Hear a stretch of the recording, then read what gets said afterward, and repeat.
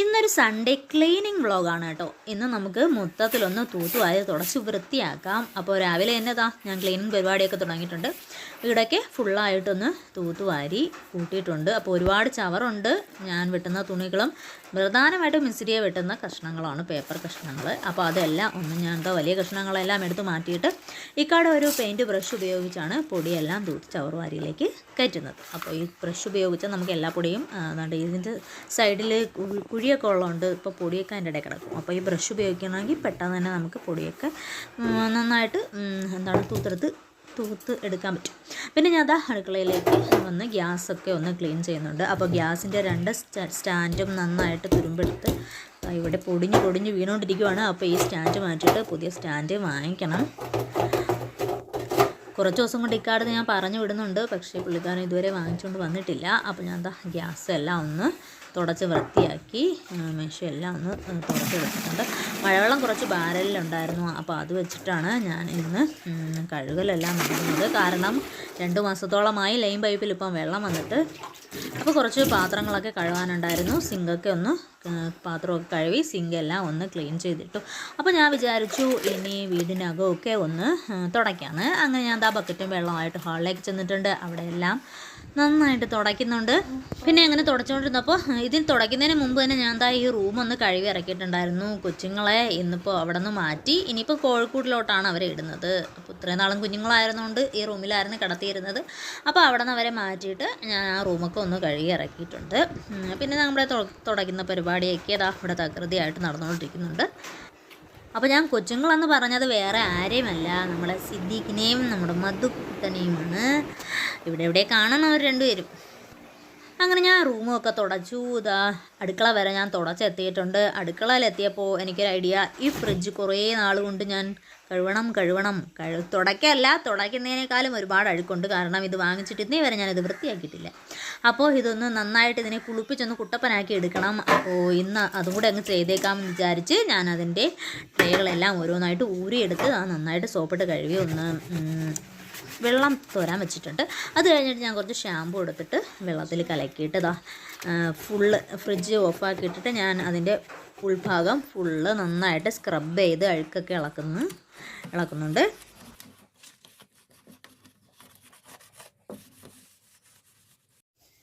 പിന്നെ ഇതിൽ ഏറ്റവും കൂടുതൽ അഴുക്കുണ്ടായിരുന്നത് നമ്മുടെ ഡോറിൻ്റെ മുകൾ ഭാഗത്ത് ഉണ്ടല്ലോ ബുഷ്, അവിടെയാണ് ഒരുപാട് അഴുക്കുള്ളത്. അവിടെ ഞാൻ ടൂത്ത് ബ്രഷൊക്കെ വെച്ചിട്ട് ഒരുവിധം വൃത്തിയാക്കിയൊക്കെ കഴുകി എടുത്തിട്ടുണ്ട്. ട്രേയൊക്കെ ഊരിയെടുത്ത് കഴുകിയ ടൈമിന് ഞാൻ ഈ സ്റ്റാൻഡും കൂടെയൊക്കെ ഊരിയെടുക്കാൻ മറന്നുപോയി. അപ്പോൾ പിന്നെ ഞാൻ അവിടെ വെച്ച് ഇത് സ്ക്രബ് ചെയ്തുകൊണ്ടിരുന്ന ടൈമിനാണ് ഓർത്തത്. പിന്നെ ഞാൻ അത് അവിടെ തന്നെ ഇരിക്കട്ടെ എന്ന് വിചാരിച്ചു. കാരണം അതിൻ്റെ സ്റ്റിക്കറുകൾ പോലും ഇളക്കിയിട്ടില്ലായിരുന്നു. പിന്നെ ഞാൻ അത് ഇളകണ്ടെന്ന് വിചാരിച്ച് അവിടെ തന്നെ വെച്ച് ഞാൻ നന്നായിട്ട് കഴുകി. അത് കഴിഞ്ഞിട്ട് ഞാൻ വെള്ളം കോരി ഒഴിച്ചു വരെല്ലാം കുളിപ്പിക്കുന്നുണ്ട്. ഞാൻ ഫ്രീസറിനൊന്നും ചെയ്യുന്നില്ല, കാരണം ഫ്രീസറിൽ പാലിരിക്കുമായിരുന്നു. അപ്പോൾ ഞാൻ അവിടെ തന്നെ ഫ്രീസറിൽ വലുതായിട്ട് അഴുക്കൊന്നും ഇല്ല. അത് നമുക്ക് ഐസ് മാത്രമേ ഉള്ളൂ, അത് ഓഫാക്കി ഇടുമ്പോൾ അങ്ങ് അലിഞ്ഞ് പൊക്കോളും. അതുകൊണ്ട് ഫ്രീസറൊന്നും ചെയ്തിട്ടില്ല. ബാക്കി ഞാൻ ഫുള്ള് വെള്ളം കോരി ഒഴിച്ച് തന്നെ കഴുകിയെടുത്തു. കാരണം ഇവിടെ ഒന്ന് അടുക്കള കഴുകി ഇറക്കേണ്ടതുണ്ട്. അപ്പോൾ ഞാൻ നന്നായിട്ട് വെള്ളം കോരി ഒഴിച്ച് തന്നെ നമ്മുടെ ഫ്രിഡ്ജ് കുട്ടനെ കുളിപ്പിച്ച് സുന്ദരനാക്കി എടുത്തിട്ടുണ്ട്. അങ്ങനെ എൻ്റെ സുന്ദരക്കുട്ടനെ അടച്ച് വെച്ചിട്ട് ഞാൻ ബാക്കിയുള്ള പരിപാടി നോക്കി.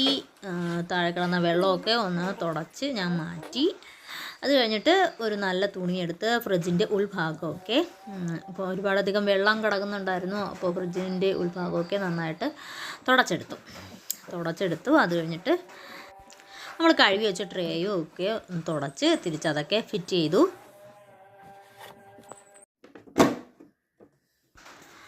അങ്ങനെ നമ്മുടെ ഫ്രിഡ്ജിൻ്റെ ഫൈനൽ ലുക്ക് കാണാം. എത്ര ദിവസത്തേക്കാണെന്തോ എന്നെങ്കിലും ഇങ്ങനെ ഇരിക്കട്ടെ. അപ്പോൾ അത് കഴിഞ്ഞിട്ട് ഇനി കുറച്ച് പരിപാടികളും കൂടെയൊക്കെ ഉണ്ട് കേട്ടോ.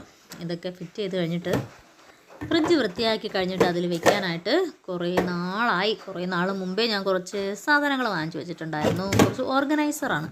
അത് ഇതുവരെ ഞാൻ പുറത്തെടുത്തില്ല. കട്ടിൻ്റെ അടിയിൽ എവിടെയോ ഇപ്പോൾ പൊടിയും പിടിച്ച് കിടക്കുവാണ്. അത് കാരണം ഞാൻ ഫ്രിഡ്ജ് വൃത്തിയാക്കി കഴിഞ്ഞിട്ട് പുറത്തെടുക്കാമെന്ന് വിചാരിച്ച് ഇരുന്ന് അത് പൊടി പിടിച്ചതല്ലാതെ ഞാൻ ഫ്രിഡ്ജ് വൃത്തിയാക്കിയിരുന്നില്ല. ഇന്നിപ്പോൾ എന്തായാലും ഫ്രിഡ്ജിൻ്റെ കാര്യം ഒന്ന് കഴിഞ്ഞു. അപ്പോൾ നമുക്ക് അതിനെ പുറത്തെടുക്കാം. അപ്പോൾ ഇതാണ് ഞാൻ മീഷോയിൽ നിന്ന് വാങ്ങിച്ചിട്ടുള്ള ഓർഗനൈസേഴ്സ്. ഇതുണ്ടെങ്കിൽ നമുക്ക് ഇതിൻ്റെ അകത്ത് എന്തെങ്കിലുമൊക്കെ ഇട്ട് വയ്ക്കാം. അപ്പോൾ ഞാൻ ഇതിൻ്റെ അകത്ത് കുറച്ച് ഐറ്റംസൊക്കെ ഇടാനായിട്ട് റെഡിയാക്കി വെച്ചിട്ടുണ്ട്. ഒരു ബോക്സിൽ നമുക്ക് ഒരു ഡിവൈഡറും കൂടെ വന്നിട്ടുണ്ട്. അപ്പോൾ നമുക്ക് 2 സ്ഥലത്തായിട്ട് ഇടാം. പിന്നെ ഈർപ്പം പറ്റാതിരിക്കാനായിട്ട് വെള്ളം കാണാൻ ഉണ്ടെങ്കിൽ വാർന്നു പോകാനായിട്ട് ഒരു സെറ്റപ്പും കൂടെ അതിൻ്റെ ഉള്ളിലുണ്ട് കേട്ടോ. ഒരെണ്ണത്തിൻ്റെ അകത്ത് ഞാൻ തക്കാളി ഇട്ട് വെച്ചു. പക്ഷേ തക്കാളി ഇട്ടത് വീഡിയോ ഞാൻ എടുത്തില്ല, കാണുന്നില്ല. അപ്പോൾ ഒന്നിൽ തക്കാളി ഇട്ട് വെച്ചു, ഒന്നിൽ കറിവേപ്പില ഇതള് ഇങ്ങനെ ഇറുത്തെടുത്തിട്ട് അതും കൂടി ഇട്ട് വെച്ചിട്ടുണ്ട്. ഇതുപോലെ. അപ്പോൾ ഇതിങ്ങനെ ഇരുന്നാൽ ഇത് നമുക്ക് ഫുള്ളായിട്ട് ഉപയോഗിക്കാം. ഇത് കറിവേപ്പില തീരുന്നത് വരെ നമുക്ക് ഉപയോഗിക്കാം. അപ്പോൾ ഞാൻ അതും ഇട്ട് വെച്ചിട്ട് ഉച്ചയ്ക്ക് ഫുഡൊക്കെ കഴിച്ചിട്ട് വൈകുന്നേരം ആയപ്പോൾ കണ്ണങ്കോട്ട് പൗരസമിതിയുടെ വാർഷികമായിരുന്നു ഇന്ന്. അപ്പോൾ അവിടെ പരിപാടിയൊക്കെ ഉണ്ടായിരുന്നു. മിസ്സിലെ രാവിലെ അതിന് പോയേക്കുമായിരുന്നു. അപ്പോൾ ഞാൻ ഉച്ച കഴിഞ്ഞിട്ടാണ് അവിടെ ചെന്നത്. ഇതിപ്പോൾ വൈകിട്ട് പ്രോഗ്രാം തുടങ്ങുന്ന ടൈമാണ്. അപ്പോൾ എന്താ ഞങ്ങളെല്ലാവരും വന്നിരുന്നിട്ടുണ്ട്. മിസ്സിരിയായും മിസ്സിരിയാടെ ഫ്രണ്ട്സൊക്കെ ഉണ്ട്. അപ്പോൾ മിസ്സിരിയാടെ കൂട്ടുകാരെല്ലാം ഇവിടെ ഇരിക്കുന്ന 2 കൂട്ടുകാരികളും യൂട്യൂബേഴ്സാണ്. ഒന്ന് നൂറായും ഒന്ന് റിദായും.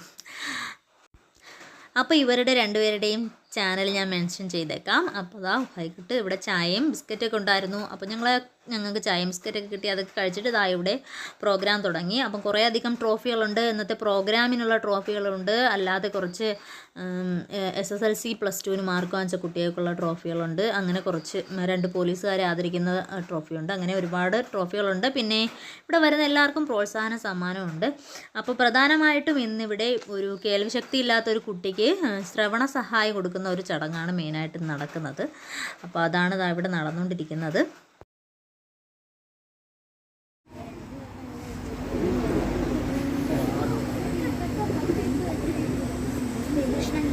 സുഹൃത്താണ് ഉണ്ണികൃഷ്ണ സാറ്.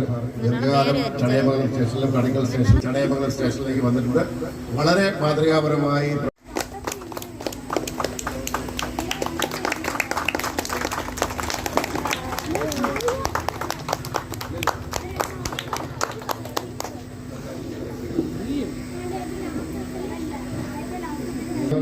പോലീസ് സ്റ്റേഷനിൽ ദീർഘകാലമായി റൈറ്ററായി പ്രവർത്തിക്കുന്ന ശ്രീ അനീഷ് സാറിന് അവാർഡ് നൽകുന്നതിന് വേണ്ടി ഗ്രാമപഞ്ചായത്തിന്റെ പ്രസിഡന്റ് ക്ഷണിച്ചു.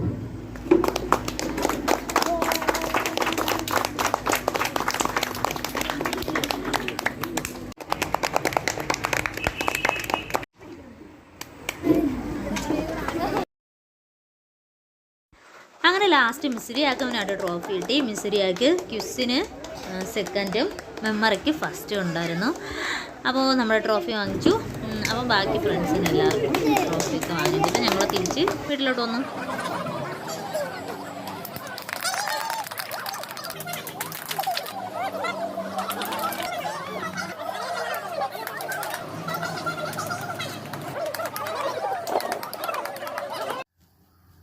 പിന്നെ വീട്ടിലോട്ട് വൈകിട്ട് നേരെ ഇരുട്ടുന്നതിന് മുമ്പ് വന്നു. അത് കഴിഞ്ഞിട്ട് പിന്നെ നമ്മൾ കൊച്ചെറുക്കന്മാരെയൊക്കെ ഒന്ന് കളിപ്പിച്ചു.